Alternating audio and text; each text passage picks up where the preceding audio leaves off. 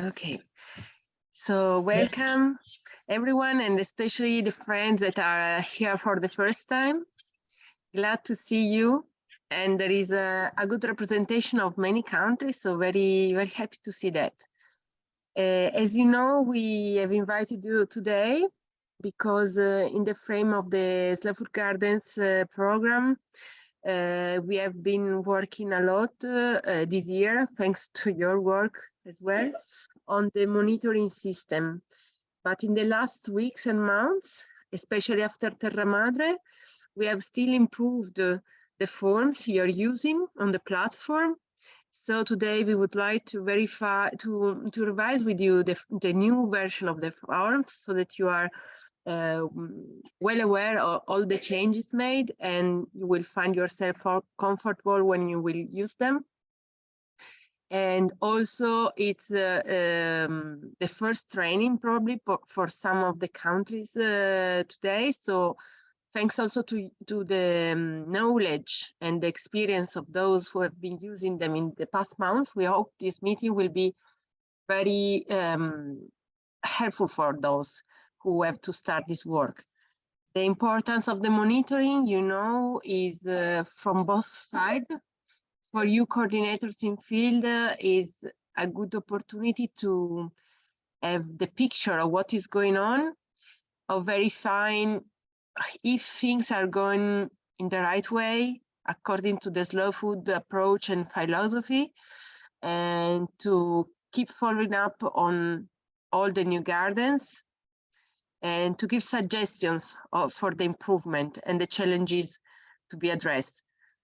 From the headquarters point of view, is quite the only way we have for being sure of the activity on the gardens, and also to show to external your work. So to show to donors, to supporters, and of course to take the right strategic decision on countries and for the gardens. So the importance of the monitoring work is crucial, I would say. And we congratulate, of course, all those who have been working this year and the past years on this, you can say, going on process also of evolution of the system. Today, it will be mainly Tulia talking because unfortunately I'm at home with a kid, so I won't be able to speak with her so much, but I'm following, so I will try to check on chat, and if you have questions, the training of course is dynamic, so Tulia will present, but for any question you can raise your hand and speak. We just keep muting the microphones to be sure that the sound is good. And for those who have problem with connection, of course, we switch off the camera, but the video camera, I see that many of you already do so. So we can start maybe, Tulia. Thank you so much, Irene. Good morning to everybody. There are a number among you who I have never met. It's a great pleasure to see you in this meeting this morning. I'm Tulia. I collaborate with the Slow Food Gardens in Africa team to set up the monitoring system. So I'm the person, as Samson and Monica and Themba and Manvester and regularly know very well, who pesters you with questions, with asking better data and say, well, what do you mean with this? Why didn't you send that? And so I am the person to be blamed. So I'll try to share my screen now. Hope it works. Can you see it? Yes. Okay, good. So yes, we can see it. Yeah. Okay, good, great. So as Irene said, we have been working on this monitoring system for some time now. We have received quite a lot of contributions from colleagues in Kenya, in Uganda, in South Africa, in Malawi, in Tanzania. So it's work in progress, but I hope we are fine-tuning it every time and revising the questions and the system towards simplification and improvement of the quality of data. The recording of this meeting will be available on YouTube as soon as possible. So we will send a link, so you will also be able to share it with other colleagues. And as you may know already, for those who are here for the first time, we are using a platform which is called Confluence, where the forms for the questionnaire for the monitoring system are stored. Different forms for community gardens and school gardens, and for each of these categories, 2 forms, and what is we call F1 and F2. So there are separate links for each of these forms. So you will have, whenever you will have to fill in one of the forms, please select the one you want. Community garden F1 or F2, school garden F1 or F2. There is also a handbook, a slow food handbook for gardens trainers. Should you have any doubt on technology or terminology or whatever, and here is the link to the manual. And of course, Irene and me are always available via the email, via WhatsApp, to answer any query you may have. So what are these 2 forms, F1 and F2, about? The F1 is a form that has to be filled in when a garden is established for the first time, and where you are asked to provide information on who are the key persons in the gardens. So for community gardens, we have 2 main roles: the slow food gardens coordinator, who are you?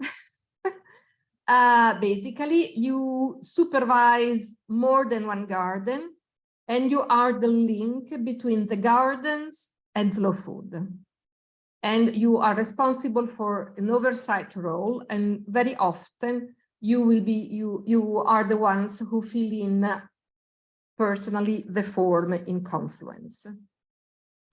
And then there is the community garden manager, again for community gardens, who is the person who is the coordinator of the community group and the members who participate in the community garden, and who is and provides the link between the garden and the slow food gardens coordinator. So the garden manager is the person who makes decision with other members about the garden, coordinates the work in the garden, keeps track of what goes on, and communicates with the slow food gardens coordinator. For school gardens, we have the same 2 roles, the slow food gardens coordinator and the school garden manager. And in addition, obviously, there is the school director, who plays a key role because he or she decides whether to have a garden in the school, where to locate it, probably assigns the role of school garden manager to one of the teachers. So the school director is always a key person in a school garden.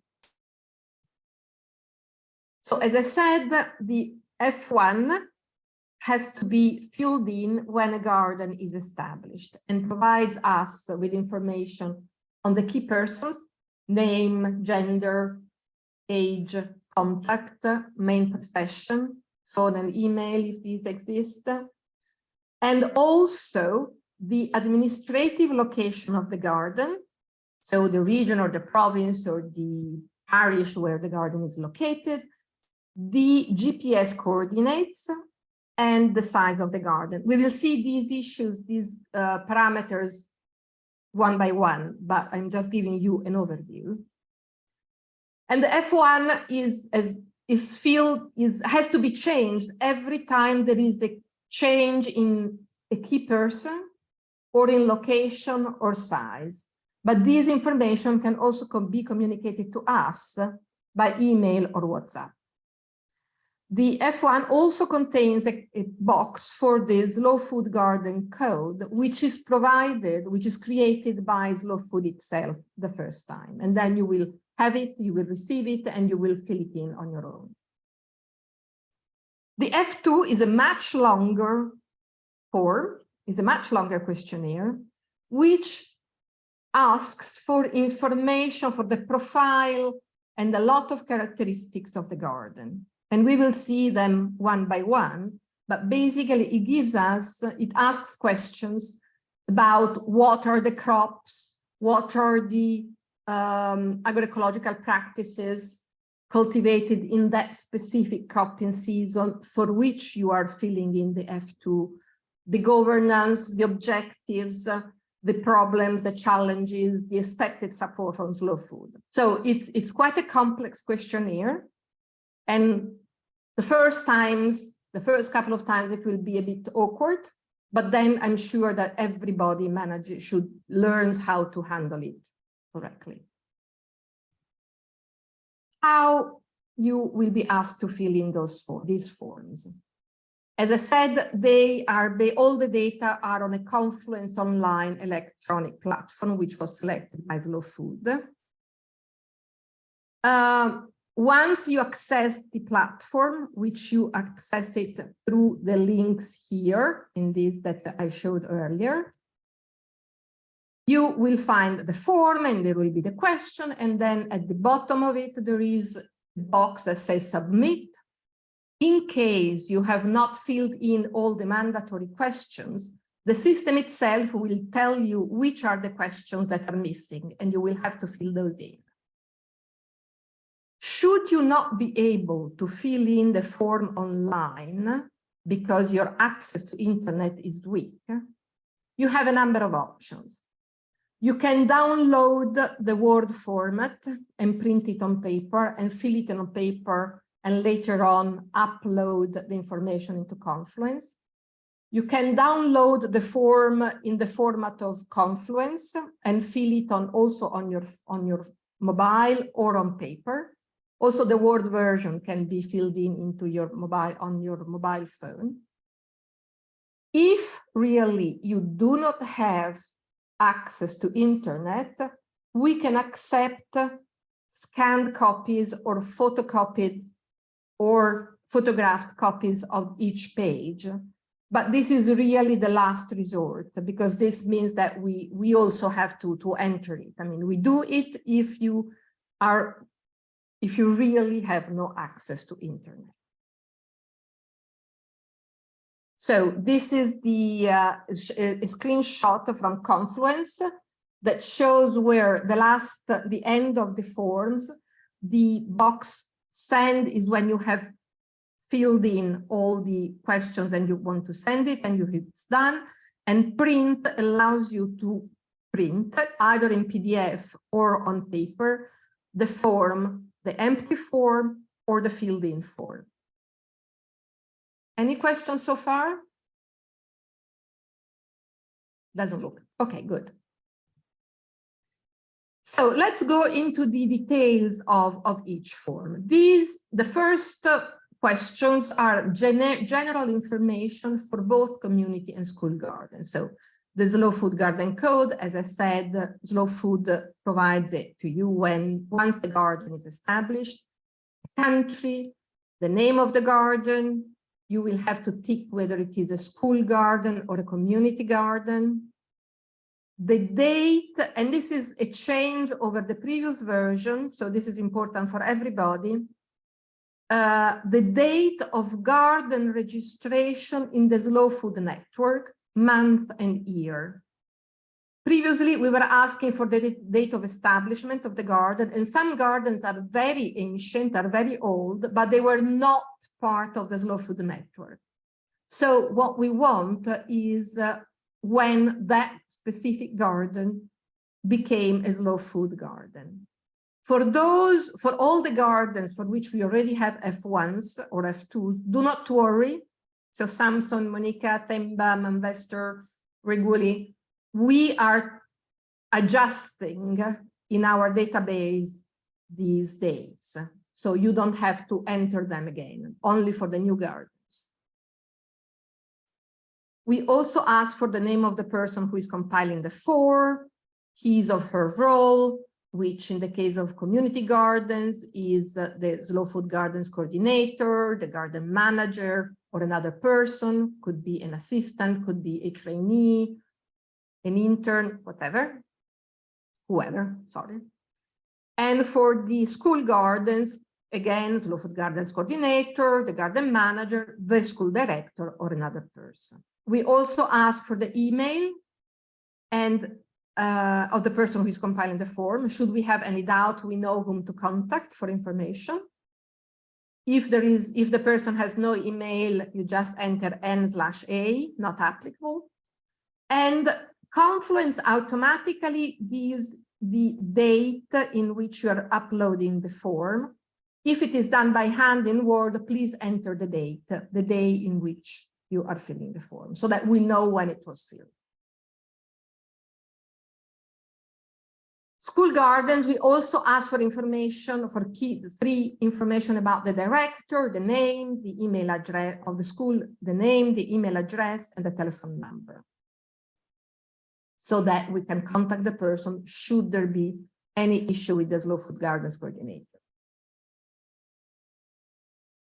And then we go into the detail of what is the background and the experience of the Slow Food Gardens coordinator and the garden manager. So about the Slow Food Gardens coordinator, we ask the name, obviously, the email, the phone number, whether the person is female or male, the year of birth. We do not need the full date of birth, we only need the year, and the person's main job or work occupation, as you wish to define it. We also ask what is the experience and participation of the Slow Food Gardens coordinator in other slow food projects, such as the Arc of Taste, the Presidium, the Earth Market, the Cooks Alliance, and the Slow Food Travel projects. So some of you over the years or even now are contributing to products in the Arc of Taste, to develop Presidia, to set up Earth Markets, Slow Food Earth Markets, or participate in a capacity or another in the Cooks Alliance. So you will be able to tick yes or no for each of these options. For the Slow Food Travel project, so far in Africa, there has not been any yet. So it does not mean traveling with slow food funds to go to, for example, to Terra Madre or to another meeting, but it's real participation in the Slow Food Travel project. And please mark yes only when that package, Slow Food Travel, has been approved and is available on the website.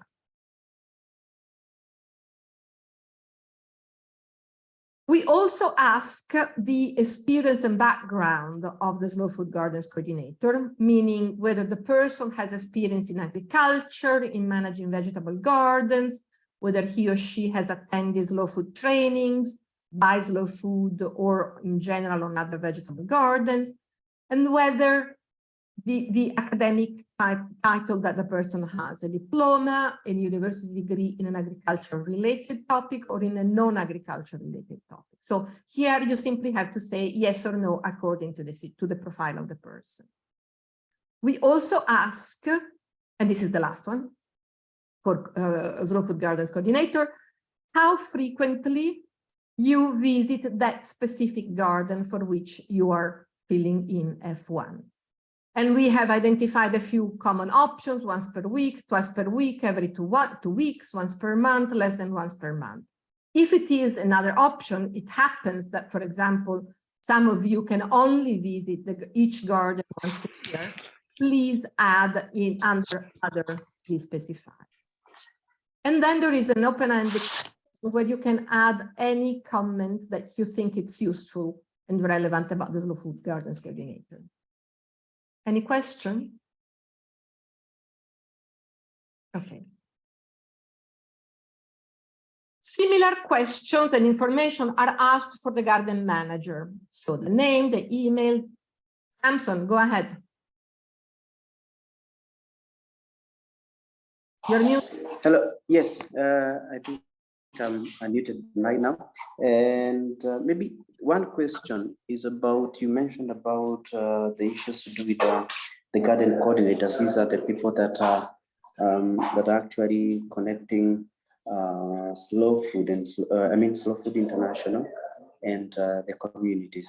So we act like the link in between. But I wanted to ask is for example, for my case, sometimes we really link a lot with Mr. Charles Macharia, who is in Kirinyaga, in central Kenya, who coordinates the gardens on that side. And I don't know whether we can also refer him as a garden coordinator in this case, or it should just be considered as me. Also, I work with EFAS. We also work as a garden coordinator in different parts of the country. I don't know whether we can also consider him as garden coordinator. We can have, the question is, we can have more than one, right? Or we just have one. We can have many or just one. I don't know whether you got my question, Tulia. Yeah, it's a very good question. Thank you, Samson, for raising it. Of course, in a given country with many gardens, you can have more than one slow food gardens coordinator. I mean, in Kenya and Uganda maybe are particular cases because you have a very structured, you have many gardens. Well, South Africa as well has many gardens. I mean, many countries have many gardens. And you have more than one slow food gardens coordinator. I mean, in your case, Samson, you are the top slow food gardens coordinator, and then you have slow food gardens coordinator. But we know you, and we don't have to specify that. But we, in our database, as you will, obviously, Charles Macharia or Elfars, they all are recorded as slow food gardens coordinator. And then there is Samson. And then there is Monica, and then there is Stenda. So there are some of you, you don't even need a definition because we know who you are. So indeed, you can have more than one slow food gardens coordinator in a country.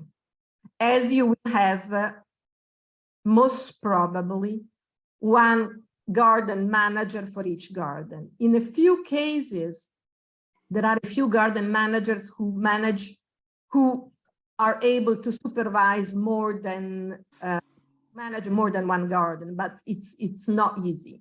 And there are 2 or 3 cases overall, because then they have to be, either the gardens are very close to each other, all in the same location, town or village, or they have a means of transport, they can travel from one to the other, and they have time to do that. So very often, we have many more garden managers than obviously slow food gardens coordinator in any single country. Hope this helps. So garden manager, same questions as for the coordinators, except for the experience with other slow food project, because that's much less likely to happen. Because as I just said, they tend to live in more remote areas and to have less opportunities, fewer opportunities of participating in other slow food projects, although they might. So we ask a gender, year of birth, job or work occupation, and the experience of agriculture, vegetable gardens, and so on and so forth. And if the person also participates in a slow food project, there is an open-ended question at the end. We also ask, also for the garden manager, how frequently the person visits the garden. And here, the categories are a bit different because we assume that the garden manager will visit the garden he or she manages much more frequently than a slow food gardens coordinator. Okay. I mentioned.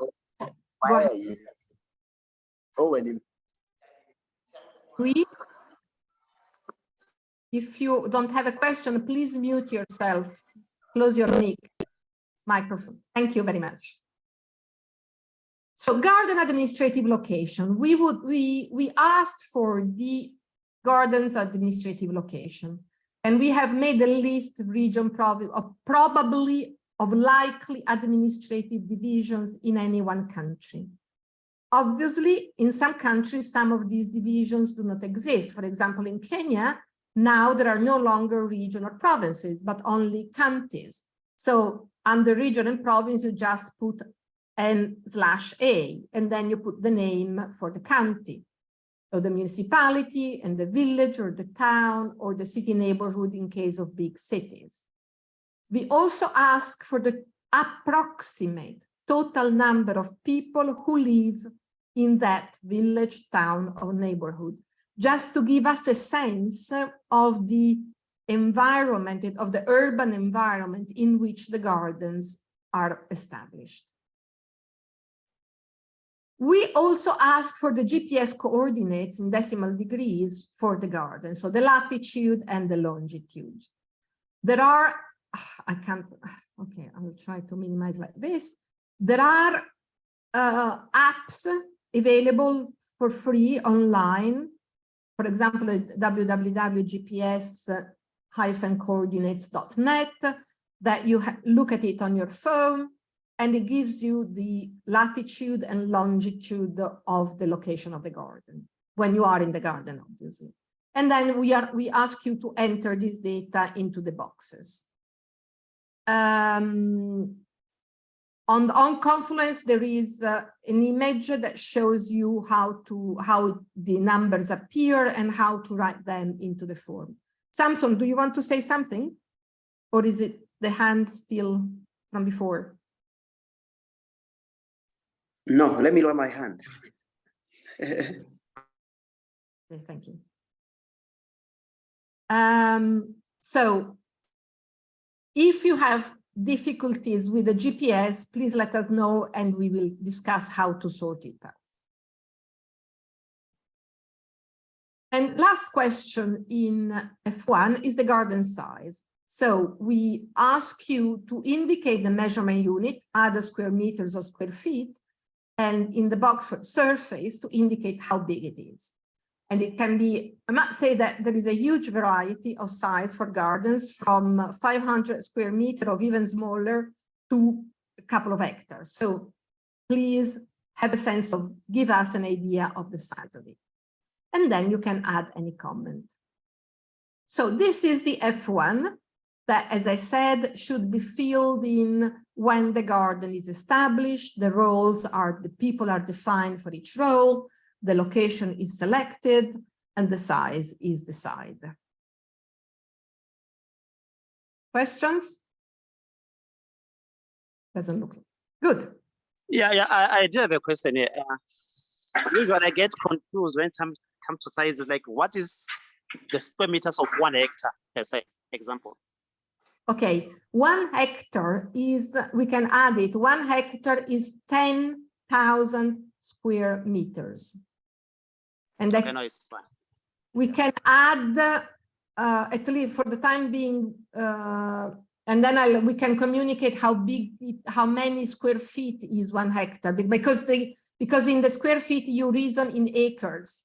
You can also enter acres, which often happens, and you just write half an acre or a quarter of an acre, and then we, because we think in square meters or hectares, we transform that into our database into square meters or hectares. So 1 hectare is 10,000 square meters, approximately 2 acres. Hope this helps. Maybe one more question. Are we inserting the specific area of the garden, or, for example, if it's a school garden, there are buildings, there are some specific fields for sports, whatever. So are we talking about the entire volume or area of the compound, or specific beds and garden which are specified for gardening? Yes, good question, Asmelash, many thanks. It's just the garden. How many square meters or acres is the actual garden? So where the plants are sown or grown or planted. So it could be a 5 hectares or 10 acre school, but the garden is 5,000 meters, half an hectare, or 500 meters, very small, or a few square feet. It depends very much on the situation, but only the garden. And the same community garden. Thank you. Okay, thank you. Okay. So let's move on to the difficult form, F2. And I hope to the relief of those who have already filled in many F2s, we have completely changed the first question. Sorry, parentheses, footnote. The first, also in the F2, you will be asked to enter the same type of information as for the F1 about the country, the name of the garden, and who is filling in the form and the date of filling in the form. So there are 3, 4, 5 questions that are all the same as the F1. And then we enter into the substance of the garden. So this question has changed completely. I will not go into the details in what it was because it's irrelevant now. For the F2s that have already been entered, do not worry, we are adjusting, although we will ask you to keep an eye when we will send you the printouts to have a check and let us know if we have guessed the right question, the right answer, because it's a bit of guesswork. So now we are asking you to enter in which period of the year, and we have divided the year in 2, from January to June to July, December, the calendar year, January, December, so 2 semesters. In which of these 2 periods of a calendar year, most of the crops grown in the garden for the cropping season you are filling in the form have been sown or planted. So for example, gardens are sown, come in, I never know exactly the cropping, the rainy season. I know well the rainy season of the Francophone Africa. So for example, gardens are typically planted and sown after the long rains, so from October onward. So in this case, the planting sowing time will be July, December, even if the harvest happens in January, February. We are only, in this case, we are only concerned with the period of the year in which most of the crops have been planted or sown. I hope this will simplify. This gives us a sense of when a garden is growing crops without going into too many details of it. I guess that also for those who have experience with F2, you will have to test it and then you will let us know whether it's fine or not, or whether you wish adjustments. The colleagues in Francophone Africa told us that they have typically 3 periods in the year, but that would become too complicated. So we opted for simplifying and only 2 periods in the year, first and second semester. The following question is about the partners that the gardens has. And so we asked for the name of the slow food community or convivium of reference, whether there is any twin garden associated to that specific garden, and if there are other partners who could be the municipality, who could be another donor, could be anyone. So please enter the names. Then only for school gardens, we ask what is the approximate total number of students, pupils in the school by gender, so female and male pupils or students. So for example, there are big schools that have 200, 300 girls and 300, 400 boys who are students, who are studying there. So please give us those numbers to get a sense of the size of the schools where gardens are. A similar question, though obviously different, is asked for the community garden, where we suggest that each garden manager and slow food gardens coordinator should ensure that this happens, prepares the list and keeps a list of the members of the garden. And we suggest that the information in this list include obviously the name of the person, the gender, the year of birth, the contact, whether the person is a household head or a member of a household, whether other community garden members are part of the same household, and should this person stop being a member of the community garden, why? You do not need to send this list to Slow Food. It's important, however, that the garden keeps the list, and maybe the Slow Food Gardens coordinator keeps also the lists for all the gardens in the country. When we talk about young people, is any person in the age group 16 to 35, and adult is anyone from the age of 36 years above. You know that it's very important that the indicator of how many young people participate in activities, in development activities, has become a very important issue. So we want to be able to say how many youth and how many adult people collaborate and benefit of slow food projects. So this is a table, this is a list that should remain at the gardens level. Confluence and the Word format ask for the total numbers of these groups of people. So for the community garden members, you are asked to indicate how many women head of household, adult women not head of household, young women not head of household, men head of households, adult men and young men not head of households, as well as the total number of households that are members of the community garden. Sorry, Tulia. Yeah. There's a question from Stefano in the chat. Yeah. Regarding the updating of the forms. May I read for you? I can see it now. Okay. Yeah, good question. Okay, I'll go back to the, sorry, sometimes.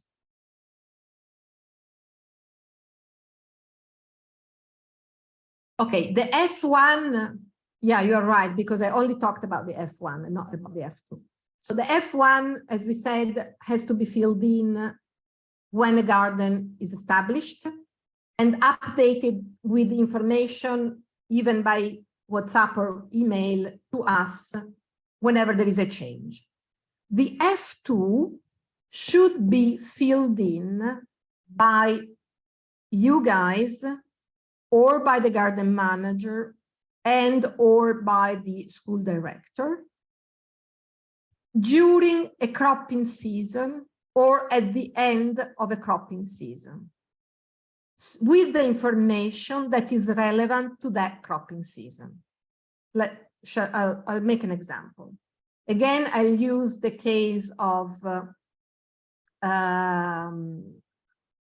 garden cultivated once per year after the long rainy season. So you sow, for example, let's use again the examples I know best.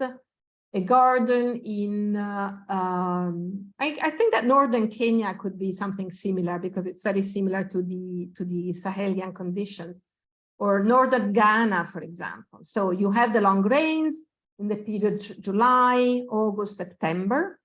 At the end of the long rainy seasons, in 2022, in October, you sow or plant a garden.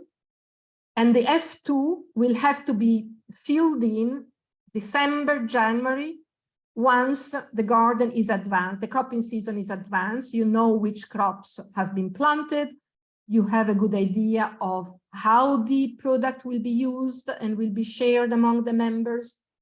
And at that point, you fill in the F2 and you indicate in the first question of the F2 that that garden was sown or planted between July and December of 2022.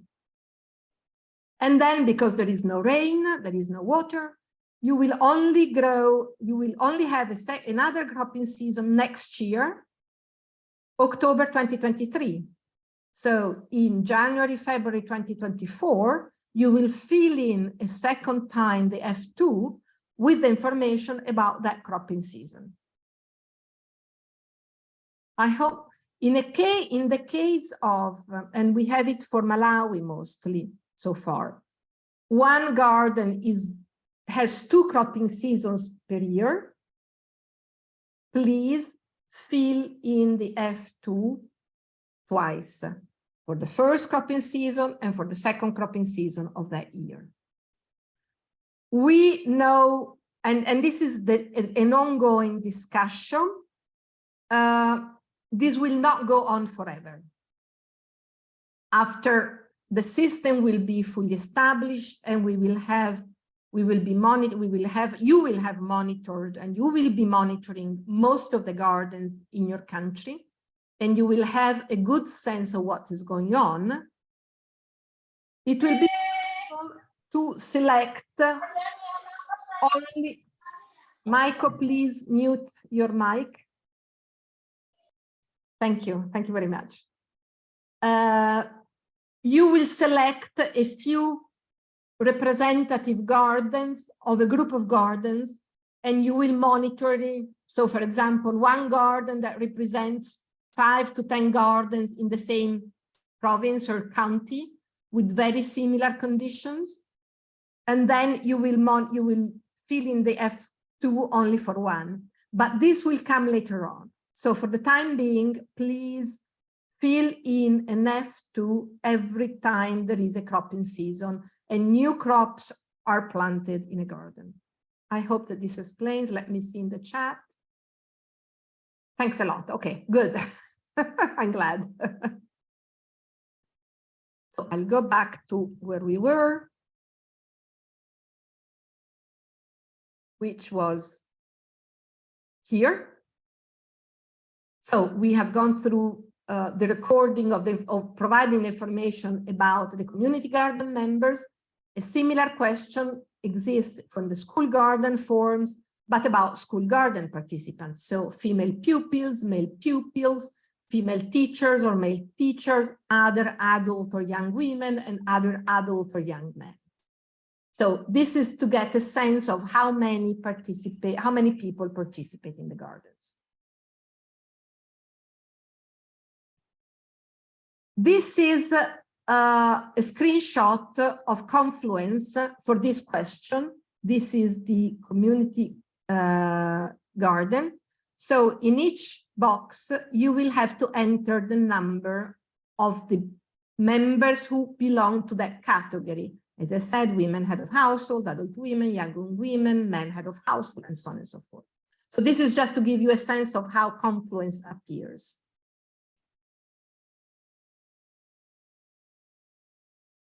The following question is about the location of the community garden, and it is not an administrative location, but what type of property it is in, and whether, and a number of characteristics. So this question, where you have to answer yes or no, is structured with mutually exclusive options that you can see here with the same color. So the first 3 options usually are mutually exclusive. A garden can be only within the village or the town or the city neighborhood, or in the outskirts, close by of the village, town, city neighborhood, or distant from the village, town, city neighborhood. It cannot be in 2 places at the same time, within the village and distant from the village. Just excuse me a second. I have somebody.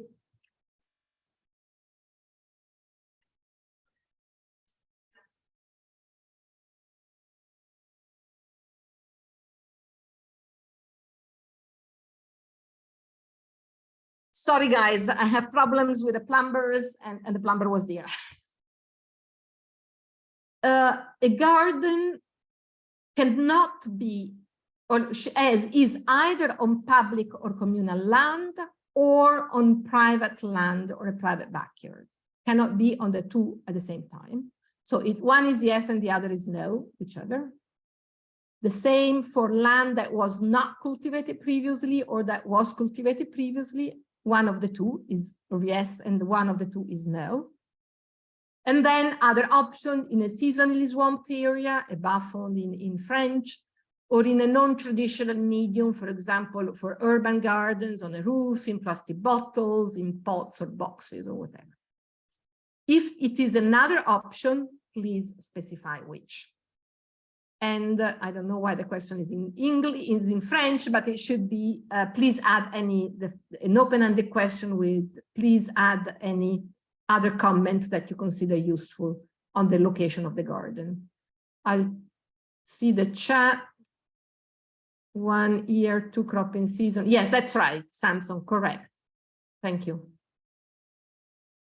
For the school garden, it's very similar, with the difference that is in the school compound, outside the school compound, or distant from the village, town, or city neighborhood. And for private land, it is private land that is not owned by the school. This is a different option from before, for those who have already filled it in. So, because if it is in the school compound, we know that it is land that is under the control of the school, whether it is private or public land, private or public school, it doesn't matter. So if the school garden is on a private land that is not owned by the school, is important to know because of the sustainability of the garden. In some cases, there are schools that are distant from the villages, from the towns, or from the cities. So please tick yes to both and explain in the open-ended question below.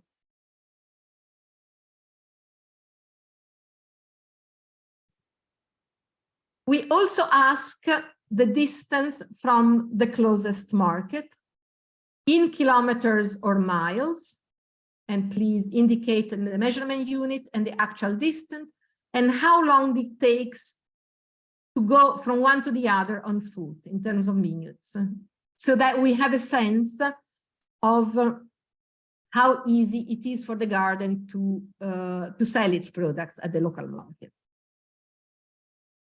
And then there is an open-ended question for any additional comment. Should you not know the distance in kilometers or miles, give an approximate idea of how long it takes on foot. The following question is about security and visibility of the garden. And here we have made a change in the first option, which we hope will make everything easier.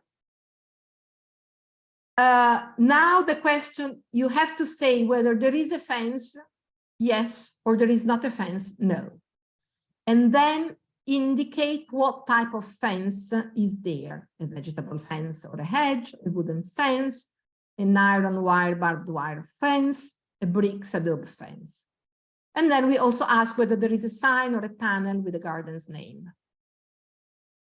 So we hope that this will be simpler.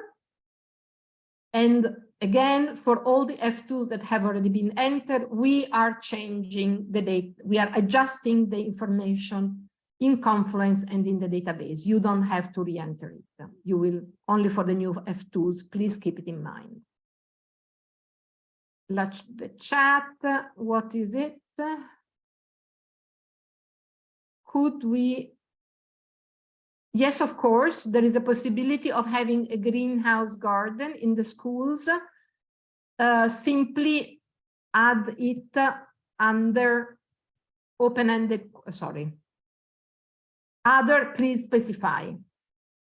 And so you will write in this box that it is a greenhouse garden.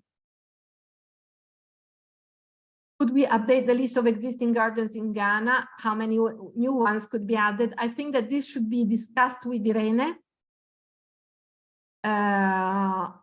because it's a decision to be made, because you will there are resources involved. So this is a question later on for Irene. Okay, security and visibility. And then we start with a number of questions on the crops, which are very important, of course. So the first one is about which cropping season in relation to the local rainy season pattern. Because Africa is big and gardens are cultivated under the most various circumstances. So we have identified 5 options during the short or the long rainy season, or after the short or the long rainy season, all year long. If a garden is cultivated the entire year, please tick yes to all the options. And then you can add any comment.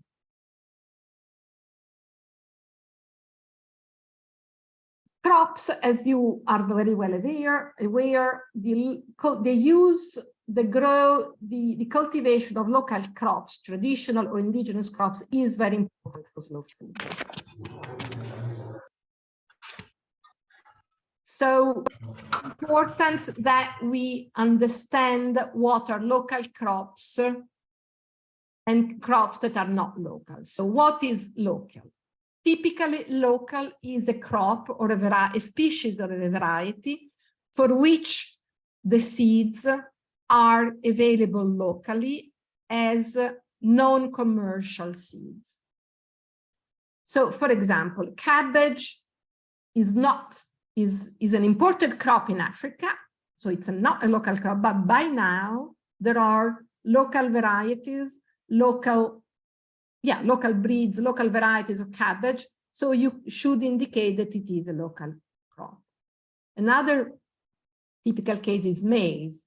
Maize is a local crop when the seeds are locally produced and are not imported from another country. All the traditional and indigenous species are local species or varieties. And then we enter into question, which are the crops that are grown in the garden. You are asked, and I'll show you first the Confluence image, the table that we have in the Word version and the Confluence screenshot.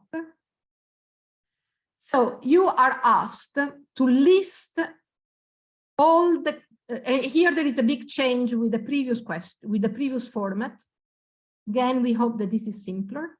There is only one question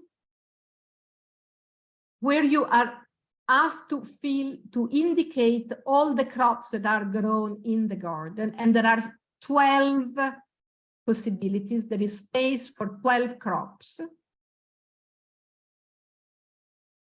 If you don't know the name in English, write the local name. We will find out which name it is in English or in the scientific name. And you are asked to indicate whether that crop is part of the arc of taste, is a presidium, is a local species or variety, is a species or variety at risk of extinction. I think that you all know what the arc of taste or presidium are. If necessary, we can go into more details, but maybe on a more in a smaller meeting. There are the links to the Arc of Taste and the Presidium projects of Slow Food that list all the crops that are part of the Arc of that are registered in the Arc of Taste and that are a Presidium. So if you have a doubt about a certain variety of cabbage, is it an Arc of Taste? Is it a Presidium? Check in the online catalog, please. And if it is an arc of taste or a presidium, please indicate as the name with the name that is registered in the arc of taste or in the presidium catalogs. Because there are many, for example, there are many cassavas, or what I was looking yesterday, many cherry tomatoes that are arc of taste. So if you write cherry tomato and just arc of taste, I don't know which specific arc of taste product it is. We have talked about local species or variety, or species or variety that you think is if it is an arc of taste product, typically is a species or variety at risk of extinction. You can tick as many yes as necessary here, according to whether it is or it is not. If it is an arc of taste that has become a presidium, please tick yes in both. But if that specific crop or variety is not any of these 4 options, please tick yes under other. So other is for everything else, which is not arc of taste, which is not presidium, which is not a local species or variety, and which is not a species or variety at the risk of extinction. The following column is whether the crop or the shrub or the tree is annual, biennial, or perennial. And as you know, some crops are annual, biennial, so they are grown for 1 year or maximum 2 years, or are long-lasting. For example, an annual, biennial crop is cowpea, which is annual or can be biennial at most, but a papaya or a mango tree are perennial. And then we ask you to indicate what are the main intended uses of that crop. And here you can indicate as many, even all, if it's the case, food, animal feed, medicinal use, or other. So this is how it appears in Word. And this is how it appears in Confluence. So you write the name of the crop here, and then you tick if each of these options is yes. For crop, whether annual, biennial, perennial, it is a download menu, and then again you tick the main intended uses. Questions, because this is very important.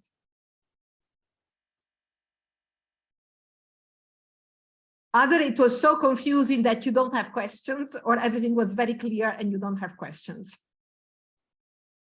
Okay, surely you will have questions when, for those who haven't done it yet, when you will start filling it in. For those who have done it already, I hope that it simplifies compared to the previous version. Okay, then we have a set of questions on the agroecological practices that are applied in the garden. The first one is about the seeds and vegetative propagation materials. And you have to answer yes or no to all the options that we have. Yes? No.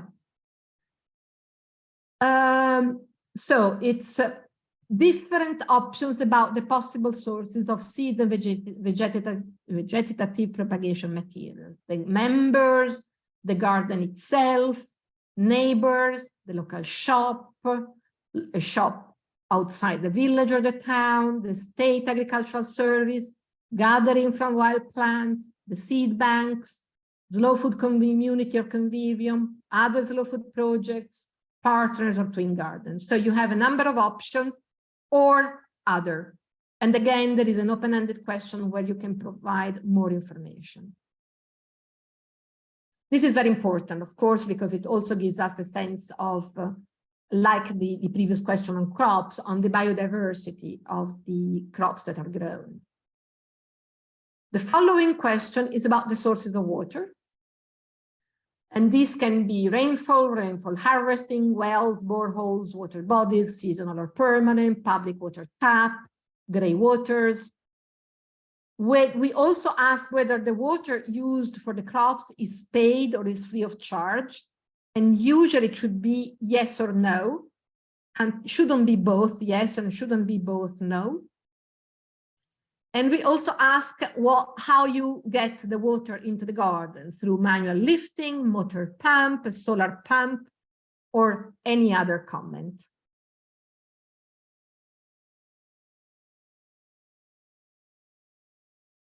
We also ask about the irrigation and soil moisture conservation methods.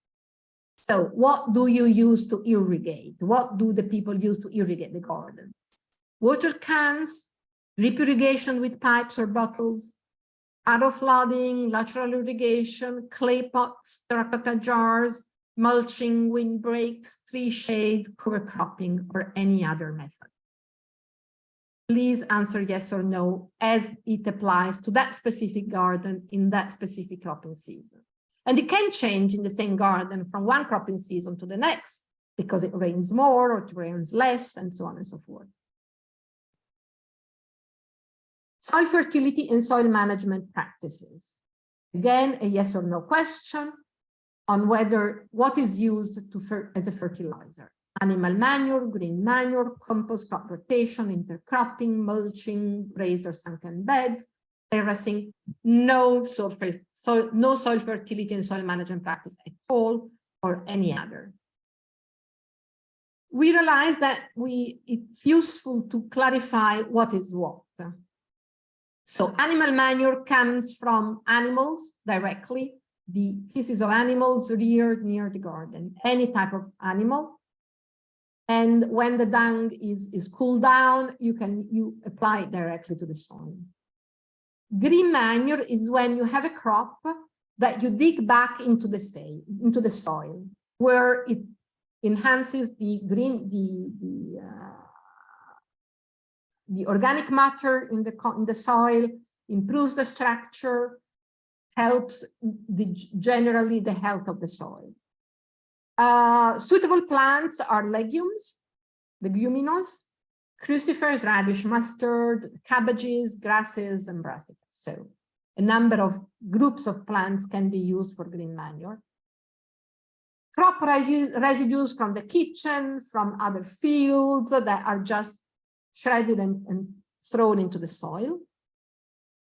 And green compost, which is a combination of different materials, animal manure, green live plants and residues that ferment, so go through a combination of temperatures. It takes some time to be processed, depending on the external temperature. I mean, it can be faster, a couple of months, or in a very hot climate. It can be longer, up to 6 months in a colder climate. And then you apply it to the soil. The manure can be solid or liquid, depending on the composition. We also ask, what are the pest and disease management practices? And again, here we have a long list. You have to say yes or no to each of them. Ashes, hot pepper maceration, stinging nettle, garlic maceration, soap preparation, aloe vera extracts, so a number of extracts from tagetes, neem, onion, other plants, and also a trap for rodents or a fence against wandering animals, or no pest and disease management practice at all. Julia, there's a question from Temba. Okay, I can't see it. Can you? No, he raised their hand. Ah, okay, go ahead, Temba. Yeah. My question was, when we talk about soil fertility, usually we talk about something that people put, but traditionally, when people do farming, to soil fertility is when, especially those that cultivate once a year, they just leave their remaining crops on the field. So can we count that as soil fertility? It's like they don't take things out. Once they harvest, they just leave their remaining crops just in the field.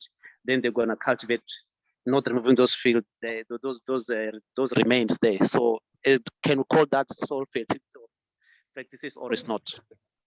As far as I know, I would say yes, it is soil fertility, and I would classify it as mulching, basically, or green manure, depending on how much it is reincorporated into the soil. You may wish to discuss with other colleagues how to call it, but definitely it is a form of fertilization. Would you call it a no-tillage practice, Temba? I don't know whether, because I cannot call it no tillage, because they can leave the crops on the field, but when it is September, October, they started plowing again with those crops there on the field. No, I think that then it is green manure, but do discuss it with other colleagues. I see that Samson has his hand. Please, maybe Samson, you have a reply, an answer to that. Go ahead. Yeah, I think we can classify it as soil fertility stuff, or maybe in water conservation part of it, because when we leave, for example, in Kenya, when maize is harvested, you find that the farmers may leave the stalks in the garden, and this stalk will actually prevent the soil from being hit so much by the UV rays of the sun. So these protects the microorganism in the soil, and also it conserves the little moisture that could be there in the soil. Then again, as far as soil fertility management is concerned, these crop residues, when they decompose, they end up being, they end up helping the soil to, they help the soil to be more fertile, because they are incorporated in the soil as food to the microorganisms, and eventually the plants take these nutrients. So that's what I can say as far as that is concerned. Thank you, Samson. Yes, I definitely agree that it is part of soil fertility. You have to, I would call it something between mulching and green manure, but you may wish to discuss it further among Anglophone slow food coordinators, decide how to call it, and then you agree and you decide and you let us know which one is which. Or if we need, I would prefer not to have to add, or you explain, if you don't reach an agreement on the definition, please explain it in the open-ended question, how it works, and then surely a solution will be found in terms of definition. Thank you. Okay, pest, fine, we have listed them. There is a question on the use of garden logbooks, whether the garden uses logbooks to record crop-related information or all decisions on the functioning of the garden. Logbooks tend to be quite useful, but there is a lot. This has a lot to do with the local tradition, with the national tradition. Some countries have the tradition to have them, and some countries do not have it. So it's up to you, really. And then we move on to another set of questions on the objectives and the governance and the management of the garden.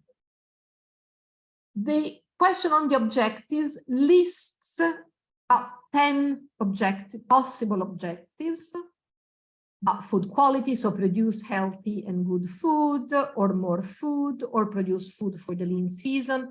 The lean season are the months or weeks just before the new crop can be harvested, or production of food in the case of drought or floods, or generate savings, or generate income, or improve the health, or training and learning and incentive to participate, to establish their own gardens for members, or be part of a network. So almost 10 options where you should discuss and agree with all the members and key stakeholders of the garden, both community and school gardens, on how important each of these objectives is. And you can say it is very important, or somewhat important, or not important at all. This is quite important. This is answering this question gives us and gives you a sense of the role of the gardens in the communities and in the schools. And this is a key information when you go and look for funds and you talk with donors and explain what the purpose of the garden is. So be aware that this is a key question to raise and to discuss. It's also important to understand how the garden is governed. So we ask you to provide the names and roles of the garden members who are responsible for its governance. So there is a column for the first and family name of the person and their role. And the roles are different between school gardens and community gardens. There are more roles in a community garden that has a secretary, a treasurer, a manager, advisors, storekeepers, chairperson, Slow Food Gardens coordinator, or others. For school gardens, we have school director, garden manager, Slow Food Gardens coordinator, student spokesperson, or others. And we ask you to indicate the gender, female or male, and the age, and add any comment. In Confluence, the roles appear as a drop-down menu. So you don't have to write them down. You have to simply to tick the one for each person.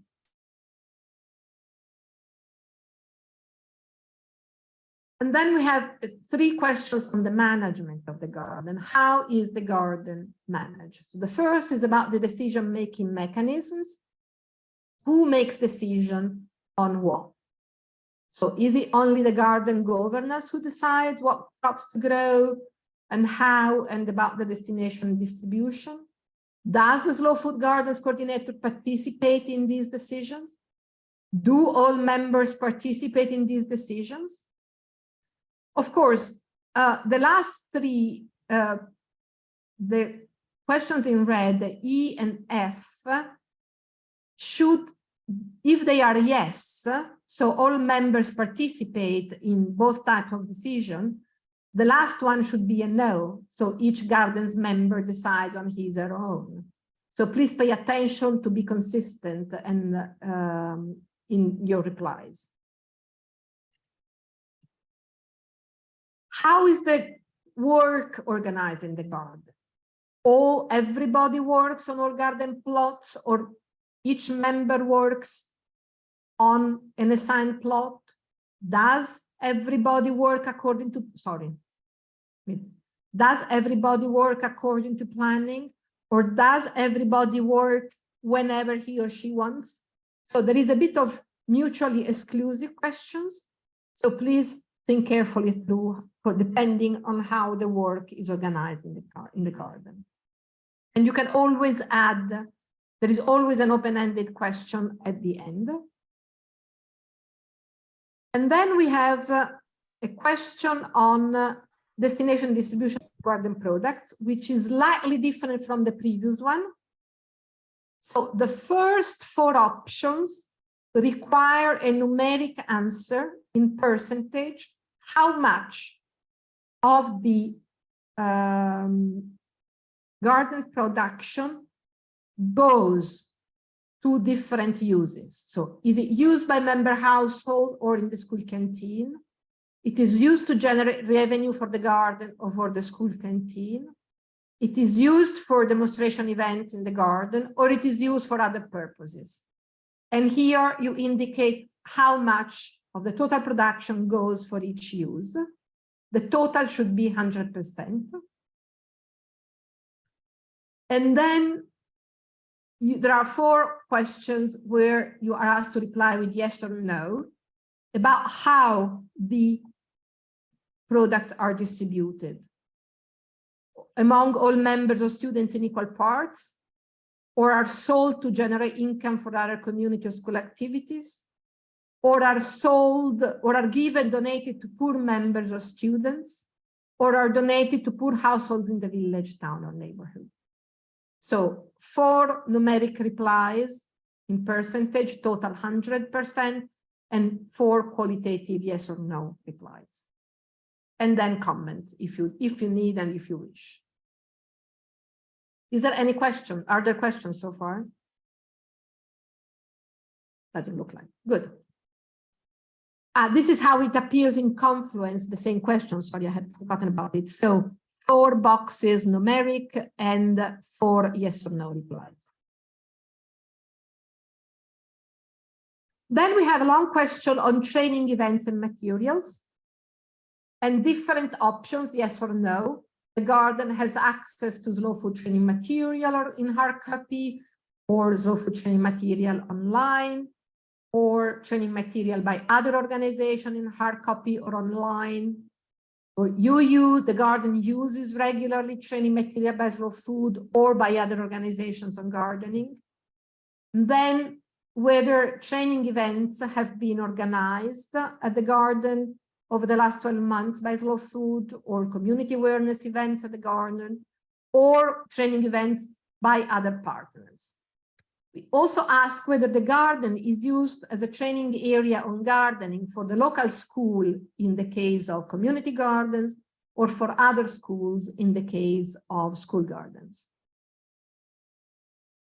If in the open-ended question, we also remind you that if you carry out training and awareness-raising events, please let us know if there is another report that describes that event, or the training or awareness raising event, and write it in the open-ended question. Oops, sorry.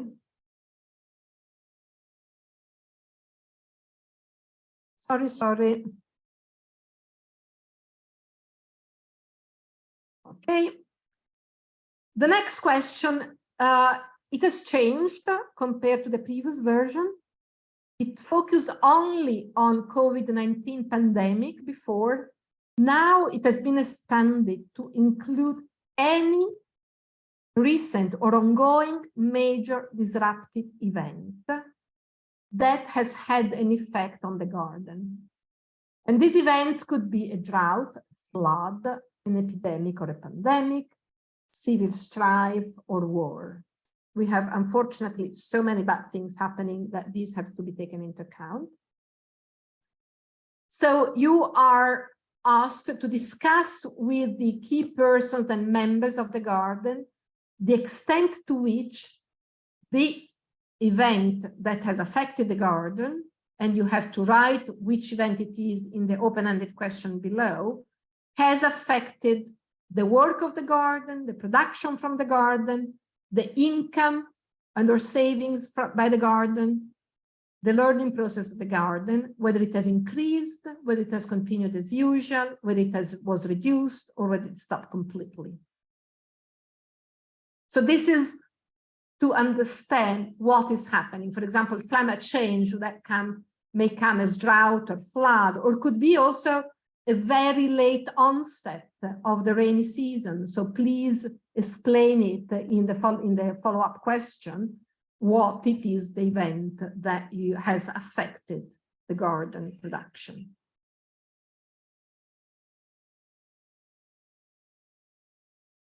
The one before last, the challenges. Here we ask, what are the challenges that the garden has faced during the cropping season you are referring to? And this should be, again, discussed with all the key persons, the members or key stakeholders.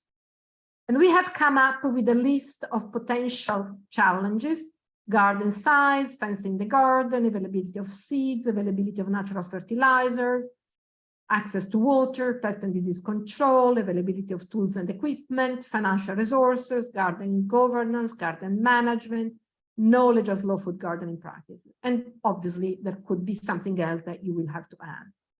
And you have to say whether this was a challenge or not, and if there is additional information to be provided, and if by chance a solution has already been identified.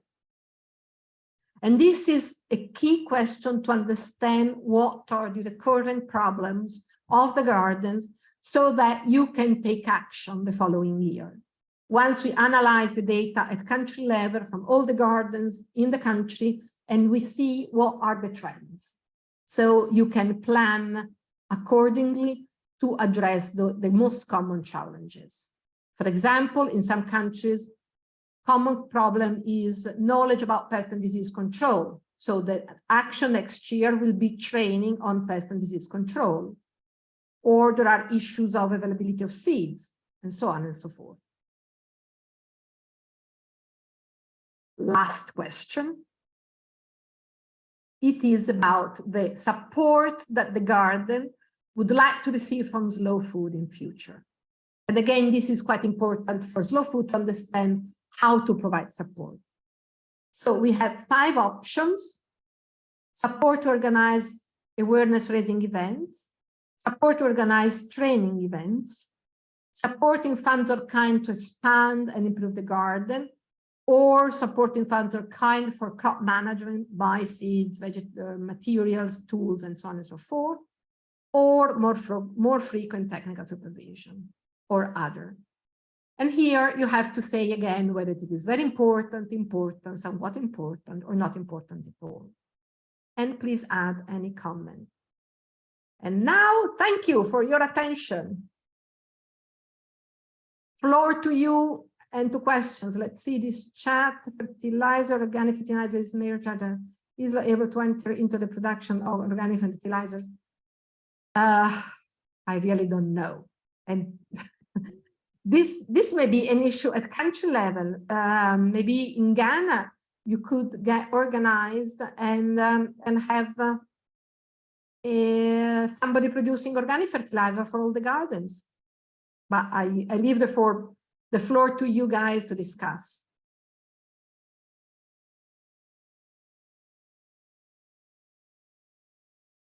You're so tired that you don't have any question left. Yeah, thank you, Julia. As you said, maybe, I mean, also in other meetings and calls, we received the same request. In fact, means coordinators facing challenges and asking for trying to find solutions together.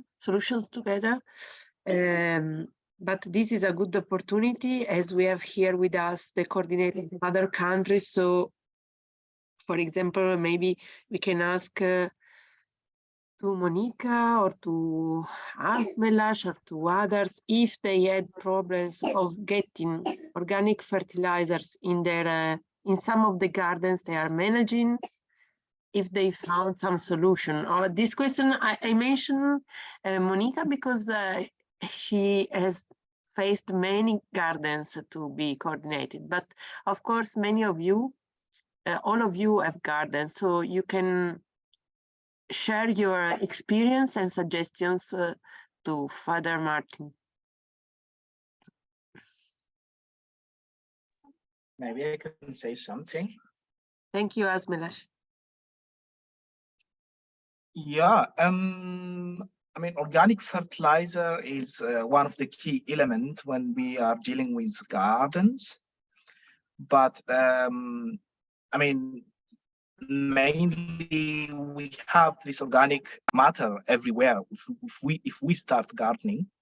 And for example, in school gardens, from my experience back in 2014 or 2010, 11, what I've been doing is, as long as the school gardens are in the village or in a countryside, so motivated students are always there. So as a member of the gardening or a school garden project, so what I do is I ask every student to bring a small portion of animal manure, for example, when they come to school, in a calabash container or in any container.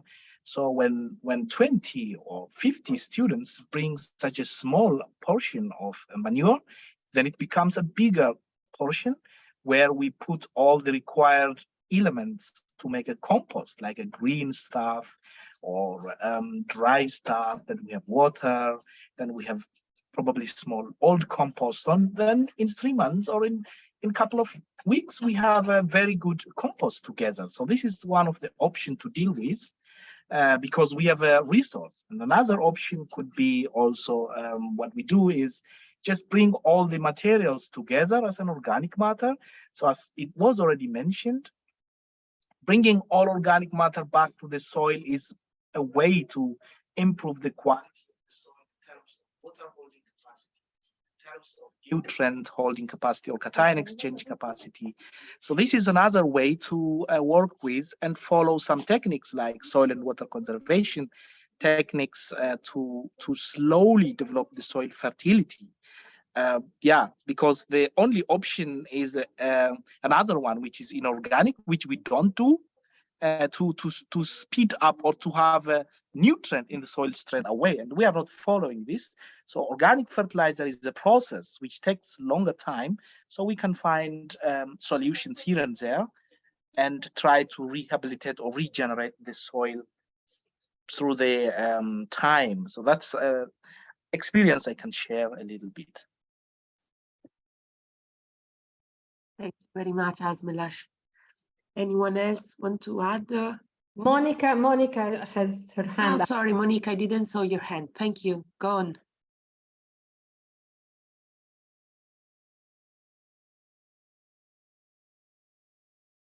Monica, do you want to share something? No, okay, that was a mistake. Okay. She ticked on the hand by mistake. In any case, no, Samson. Samson, go ahead.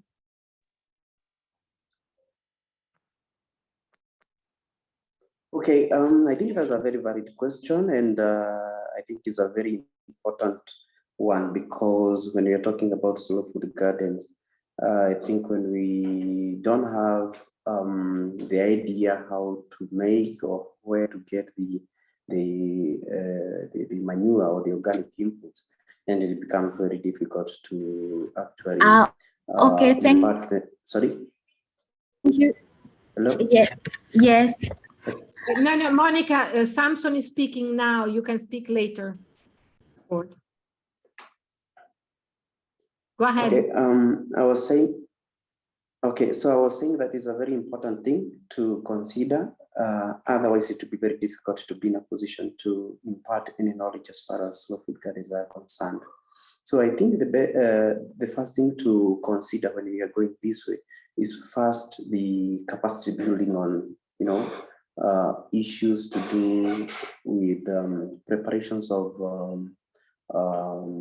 compost manure, or maybe where to access the farmyard manure, be it chicken, rabbit, sheep, cow, and all manner of animals, manure where it can be accessed.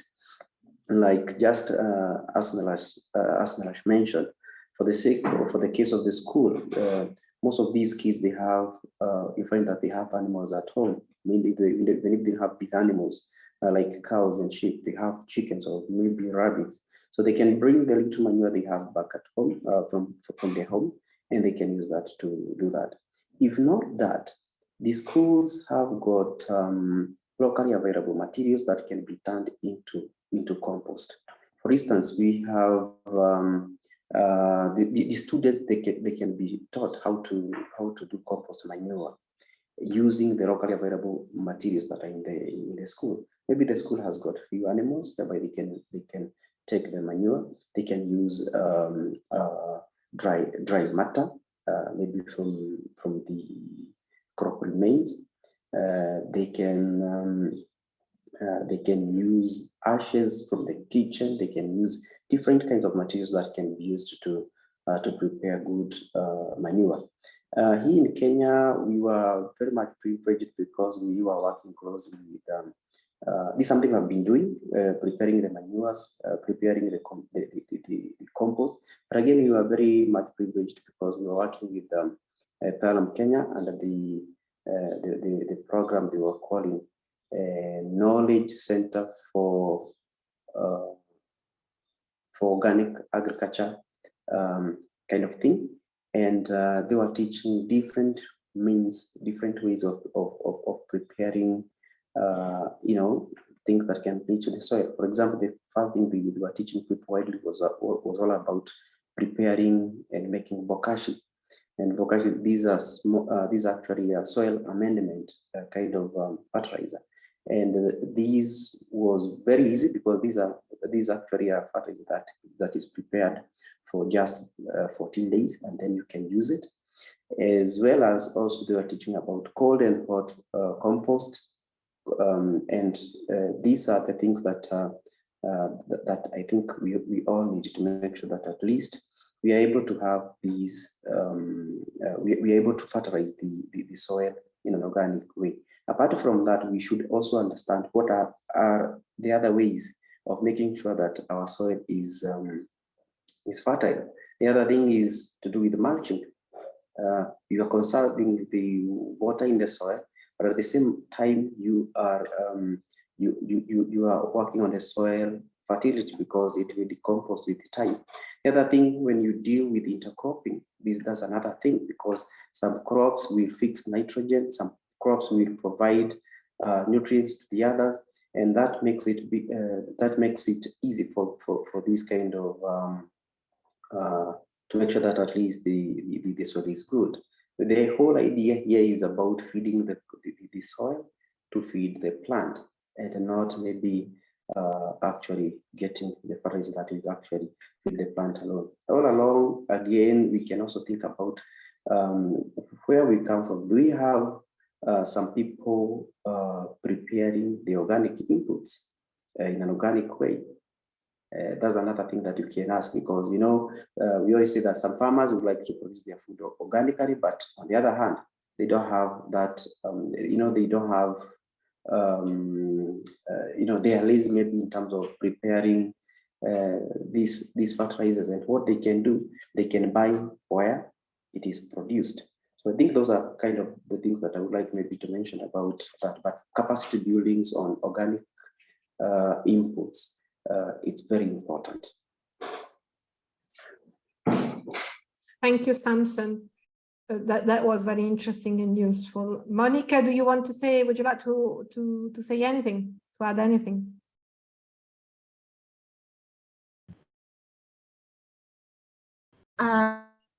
Yes.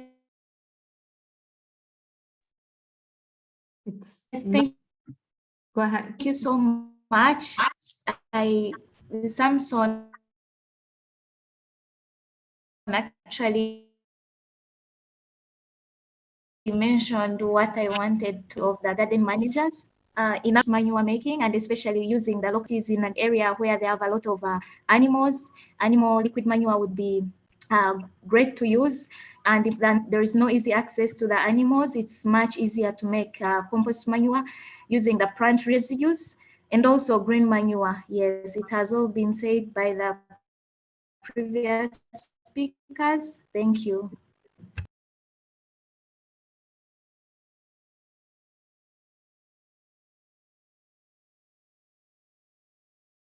Sorry, Ben, please, you raise your hand.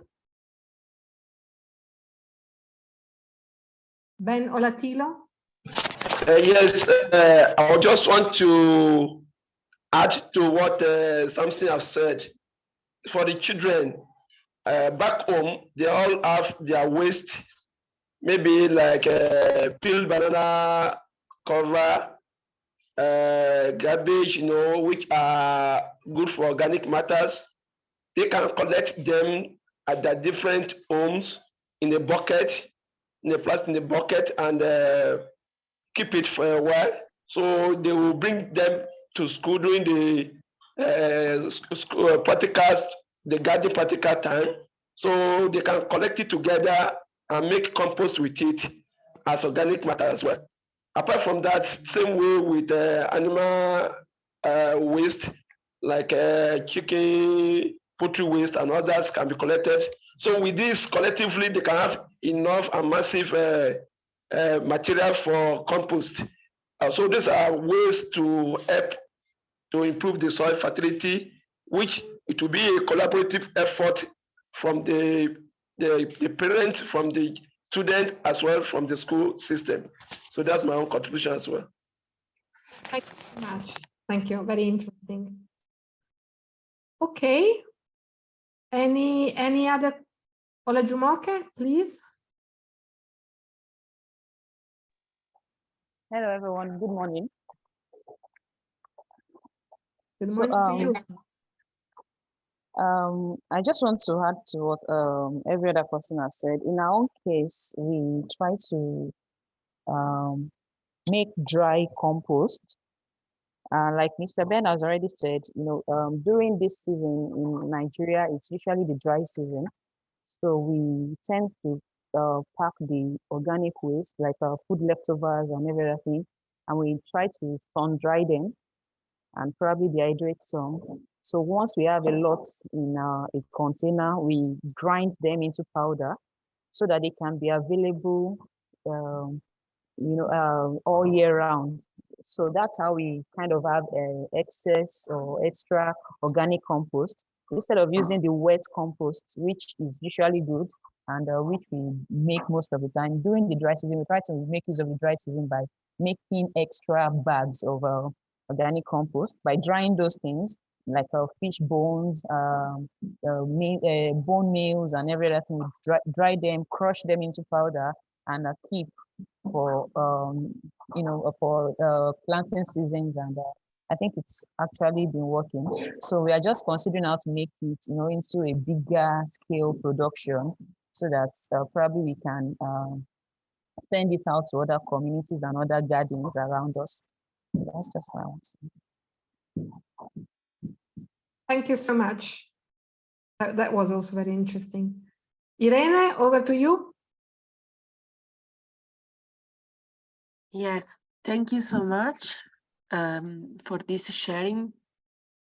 And thank you to you all for participating.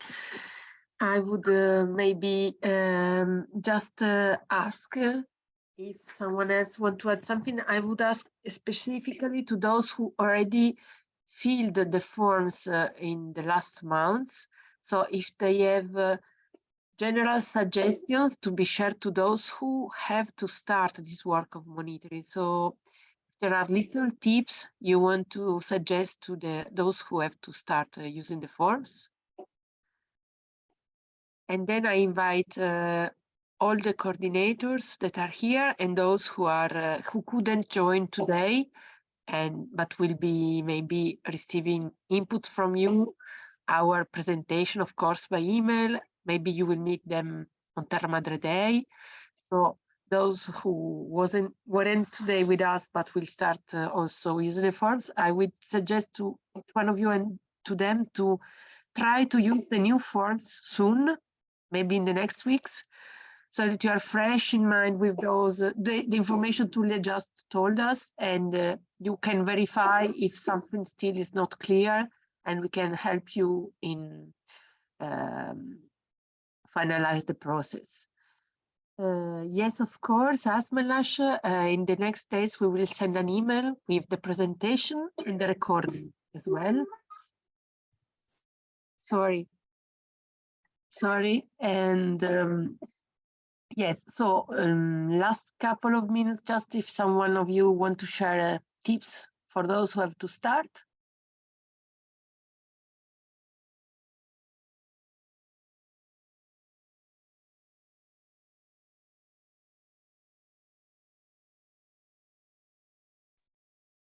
I think maybe what, I don't know, Samson, go ahead.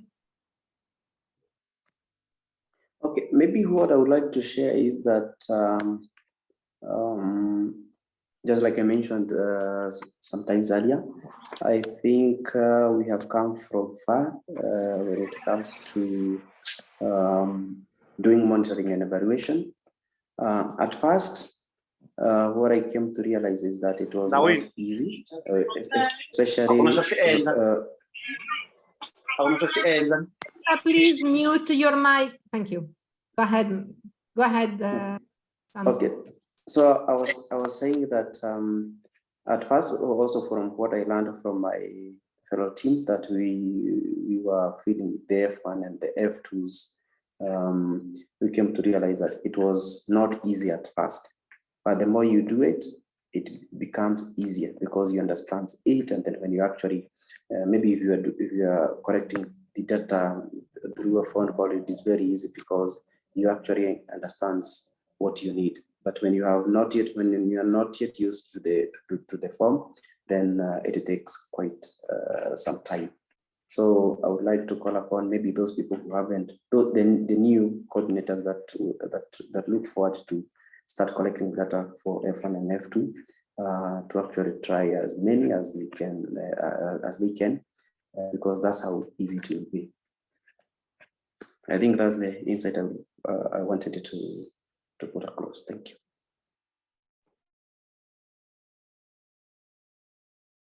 Thank you so much, Samson. I also hope that after a couple of times you fill in it, you fill both forms for the first time, it will become easier.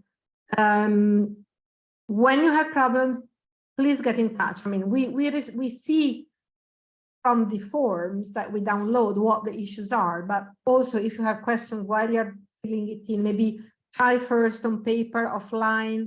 If you see that something doesn't make sense to you, get back in touch with Irene or by WhatsApp or by email. So please do not hesitate to get in touch. Irene, back to you. Yeah, thank you. Perfect. Also, Samson, thank you so much. Just last thing is that as many of you already knows, we are planning to launch a group, WhatsApp group that will, of course, be used by you coordinators to share, update each other. And this will be linked to also some Zoom meetings periodically next year to train each other and also to share knowledge. This group will be managed by Monica and Maiko. I thank them already from now. We will be working together on this on January, but this also should be a way to speed up the process of clarification and also help each other when it's needed or have good ideas together. So thank you again for being here today. Please share the knowledge with all those who should be involved in monitoring work. And thank you very much to Tulia for the huge work done. Thank you. Thanks to all of you for being here today, for being patient and listening, and for the great job that you do in collecting the monitoring data. Really, we know how much it takes, and we are really grateful for your efforts and contribution. All the best. Have a good day.